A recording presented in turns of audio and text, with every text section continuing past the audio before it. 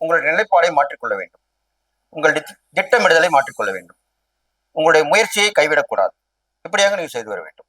இப்படி செய்தீர்களானால் கன்னிராசியில் பிறந்த நேயர்களுக்கு எல்லாமே கைகூடி வரும். அடுத்ததாக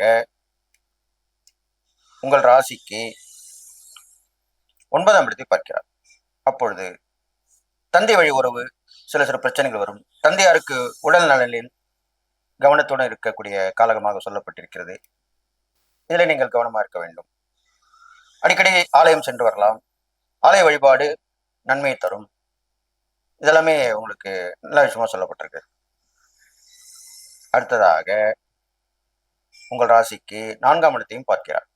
அப்போது ஏற்கனவே இடம் வாங்கி போட்டிருந்தவர்கள் அதை விற்று வீடு கட்ட முயற்சியில் இறங்கலாம், அல்லது அந்த இடத்திலேயே வீடு கட்ட முயற்சியிலும் இறங்கலாம். வண்டி வாகனங்கள் வாங்கிக் கொள்ளலாம். பெரும்பாலும் இந்த காலகட்டத்திலே சனி பகவானுடைய பார்வை 4ஆம் இடத்தில் விழுகிறபடியால் செகண்ட் ஹேண்ட் சொல்லுவாங்க, 2ஆம் நிலை வண்டி வாகனங்கள் அவ்வாறு இங்கு வாங்கிக் கொள்வது நல்லது. இந்த வீடு கட்டும் முயற்சி கூட யாரேனும் வீடு வாங்கியிருந்து அவர்கள் போக முடியாமல் இருக்கக்கூடிய அமைப்பாக இருந்தால் அது செகண்ட் ஹவுஸ் தான் சொல்லுவாங்க, 2ஆம் நிலை வீடு தான் சொல்லுவாங்க. அந்த மாதிரி வாங்கிக் கொள்ளலாம். அப்போது பிரச்சனை வராது.